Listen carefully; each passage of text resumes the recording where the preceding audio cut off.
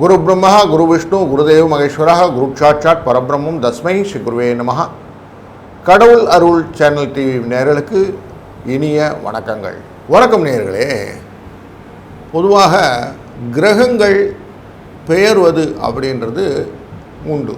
இப்போ சந்திரனானவர் 2 நாள் அப்படின்றது நமக்கு டெய்லி பெயர்ச்சியில் வருவார்.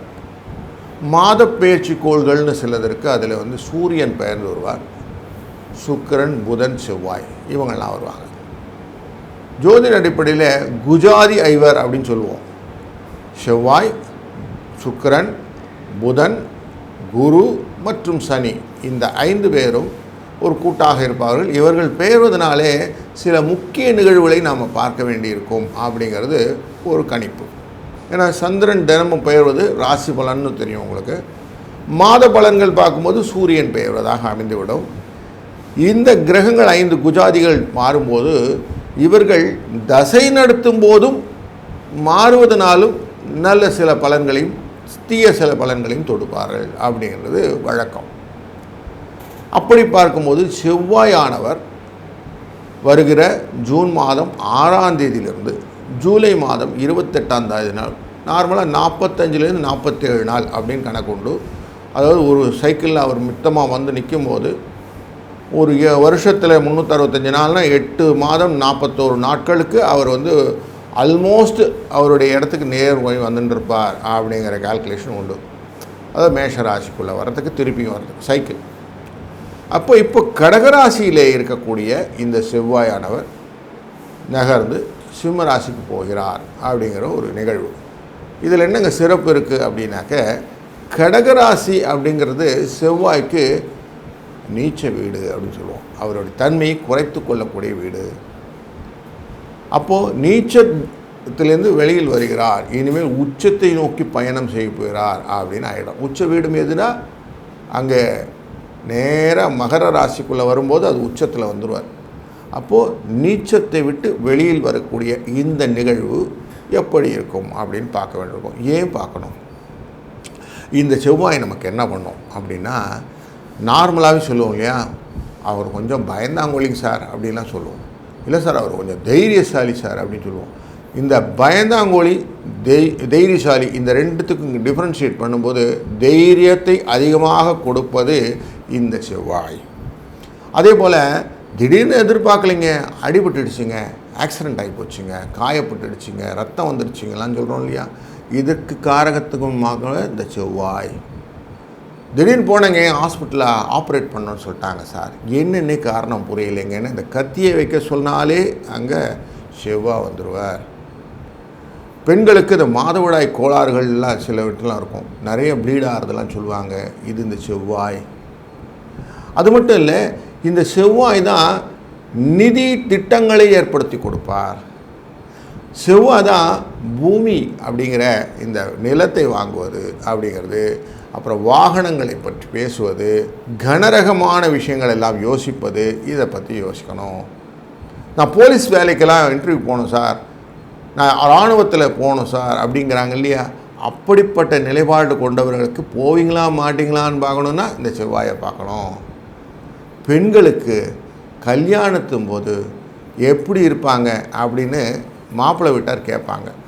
அப்போது மாப்பிள்ளை வீட்டாருக்கு இந்த சுக்கிரனும் செவ்வாயும் பார்க்குறது, பெண் வீட்டாருக்கு இந்த சுக்கிரனும் செவ்வாயும் பார்த்து சந்ததி எப்படி இருக்கும், தம்பதி எப்படி இருப்பாங்கன்னு சேர்த்து பார்க்கறதுக்கு இந்த செவ்வாய் உதவுகிறது. அப்போ ஒரு விஷயம் புரிஞ்சிச்சிங்களா?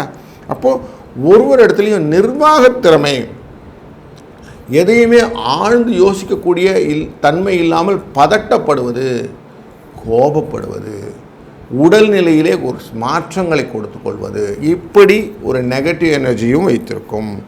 அப்போ உடல் சூடாயிடுச்சிங்க, ரொம்ப சூடாகி போச்சுங்க, படபடன்னு இருக்குதுங்க அப்படிலாம் சொல்லுவோம் இல்லையா, இதெல்லாம் இந்த செவ்வாயோட தன்மை. அப்போ பாருங்கள், செவ்வாயை பார்க்கணுங்கிறது எவ்வளோ முக்கியத்துவம் ஆகிடுது. அதனால தான் செவ்வாயை பார்க்குறோம். இந்த செவ்வாய்க்கு 2 வீடுன்னு சொல்லுவான். மேஷ ராசியும் விருச்சிக ராசியும் அவருடைய வீடு, சொந்த வீடு.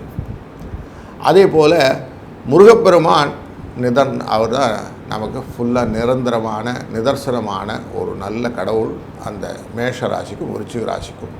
இவரை வணங்கும் போது நிறைய விஷயங்கள் நல்லது நடக்கும் அப்படின்னு சொல்லுவோம். இந்த மேஷராசிக்குள்ளே தான் சூரியன் உச்சமாக நிற்பார் அப்படின்போம். அப்போனா வெப்பத்துக்கு வெப்பம். ஏற்கனவே நான் சொன்னேன், செவ்வாய் வெப்பமுடையது, சூரியன் வெப்பமுடையது. அதனால தான் மேஷராசியில் சூரியன் உச்சப்பட்டு நிற்பார் அப்படின்னு பார்க்குறோம். விருச்சிக ராசியில் சந்திரன் நீச்சப்பட்டு நிற்பார் அப்படின்னு பார்க்குறோம். அப்போ பாருங்கள், அம்மா அப்பாவுடைய தன்மையும் இந்த செவ்வாயின் மூலியமாக பார்த்து கொள்ள முடியலாம் அப்படின்றதும், சகோதரர்கள், மூத்த சகோதரர்கள் எப்படி இருப்பாங்க, அவங்களுடைய ரிலேஷன்ஷிப் எப்படி இருக்கணும்னு இந்த செவ்வாய் சொல்லிக் கொடுக்கும். அப்படி பல விஷயத்தையும் ஒருங்கே கொண்ட இந்த செவ்வாயின் பெயர்ச்சி நமக்கு எப்படி இருக்க போகிறது என்று ஒரு ராசிக்கும் தெளிவாக விளக்கமாக காண்போம். கணவன் மனைவி பிரச்சனை தீர, பிரிந்தவர்கள் ஒன்று சேர, தகாத உறவில் இருந்து விடுபட, செய்வினையை செய்தவருக்கே திருப்பிவிட, எதிரிகள் உதிரிகளாக, வழக்கில் வெற்றி காண, வியாபாரத்தில் முன்னேற்றம் அடைய, பணம் பொன் பொருள் சேர 11 நாளில் உங்களது அனைத்து பிரச்சனைகளும் கேரள முறையில் பிரசன்னம் பார்த்து சரி செய்யப்படும். உடனே தொடர்பு கொள்ளுங்கள் ஜெயா டிவி புகழ் மேல்மருவத்தூர் ஞானகுரு அவர்களை. வணக்கம் கன்னிராசி அன்பர்களே. உங்கள் ராசியின் 12ஆம் இடத்திற்கு 11 லாபத்திலிருந்து வெளியே வரார் நமக்கு செவ்வாய் பகவான். அங்காரகன், முருகனை துதிப்பவர்களுக்கு அந்த அங்காரகனுடைய தன்மை தெரியும். எதையுமே வெற்றியாக மாற்றி கொடுக்கக்கூடிய வேலை உடையவன். அதனால் வேலை அப்படின்னு சொன்ன உடனே, வேலைங்கிறது இன்னொரு வேலைன்னா நம்ம ஒர்க்குன்னு சொல்லுவோம். அப்படி வேலையும் நமக்கு கொடுக்கக்கூடியவர். நிறைய ஒர்க்கை கொடுப்பார்.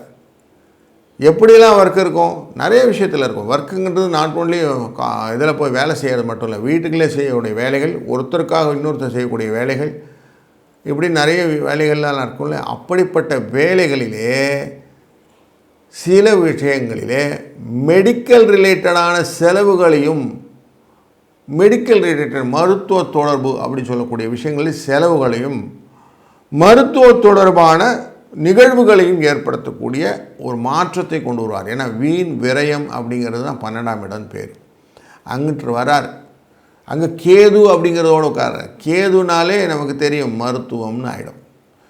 இந்த ராகு கேது அப்படிங்கிறது இந்த இப்போ கரண்ட் சினாரியோவில் கும்பம் சிம்மம் அப்படிங்கிற இடத்துக்குள்ளார இந்த ராகு கேது இருக்கிறதுனால மற்ற எல்லா கிரகங்களும் இந்த கிரகமாலை அப்படிங்கிற விஷயத்துக்குள்ளே மாட்டிக்கிச்சு. அப்போ இவங்க சொல்கிறது தான் நம்ம கேட்டாகணும். பாம்பு கிரகங்கள் சொன்னது தான் கேட்டாகணும். சந்திரன் மட்டும் கொஞ்சம் வெளியில் சுற்றிட்டு வருவார். மற்ற எல்லோரும் இப்படி தான் இருப்பாங்க. அன்டில் அதர்வைஸ் இந்த சிம்மத்தை உடைச்சி செவ்வாய் வெளியில் வருவார் முதல்ல, அப்புறம் ஒவ்வொருத்தராக வெளியில் வர ஆரம்பிப்பாங்க. சூரியன் வருவார், அப்படி வர ஆரம்பிப்பாங்க.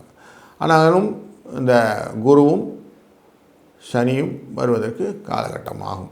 அதனால் இவங்க 2 பேரும் எப்படி மாட்டிட்டாங்க. இந்த சூழ்நிலையில் எப்படி இருக்க போகிறோம் அப்படின்னாக்கா, இந்த செவ்வாய் வெளியில் வந்தவர் செலவு வைப்பாருன்னு பார்த்தோம். என்ன மாதிரி செலவு? தேவையற்ற பூமி ரிலேட்டடான செலவுகள். சொத்துக்களில் நீங்கள் வாங்குகிற போது வில்லங்குகள் பார்த்து வாங்காதனால் வந்த கேஸ் விஷயங்கள்லாம் வர ஆரம்பிக்கும்.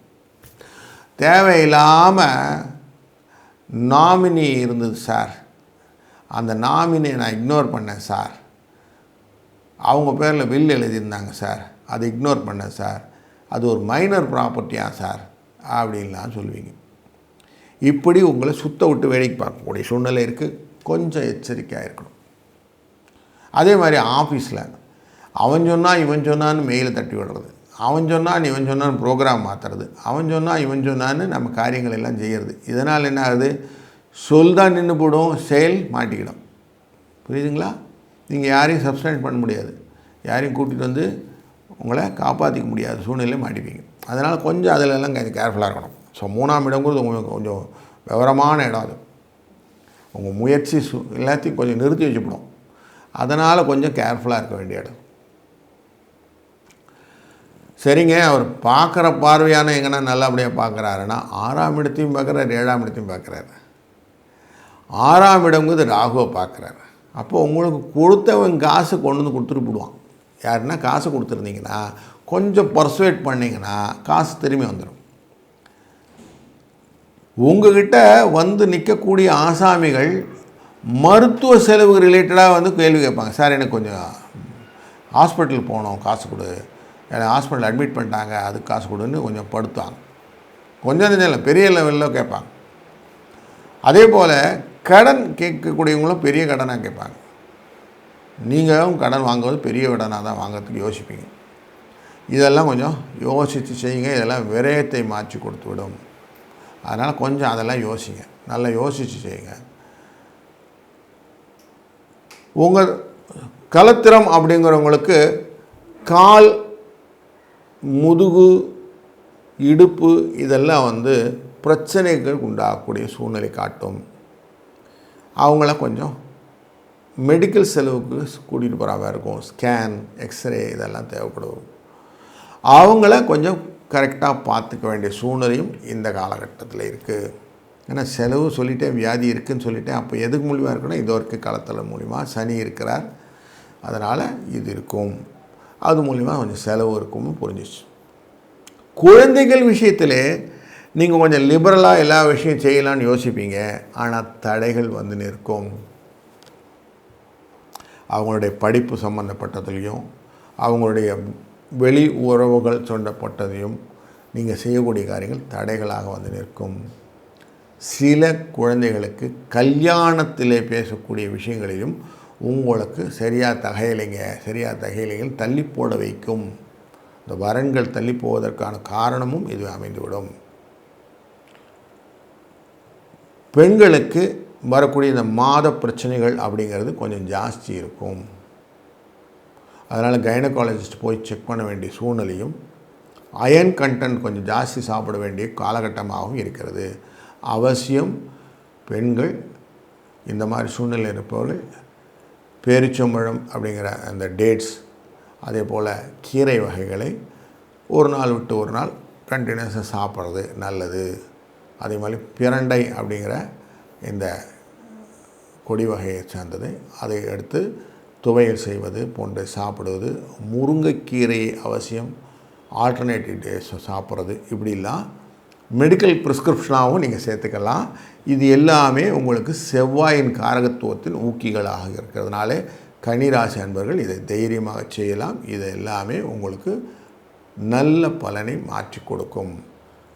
நார்மலாக பார்த்துருப்போங்க இல்லையா, சுவாமிகள்லாம் பவழ மாலை போட்டிருப்பாங்க. ஏன் பவழ மாலை போடுறாங்க? பவழத்தில் என்ன இருக்குதுன்னா, பவழம் இரத்த சுத்தியை கொடுக்கும்.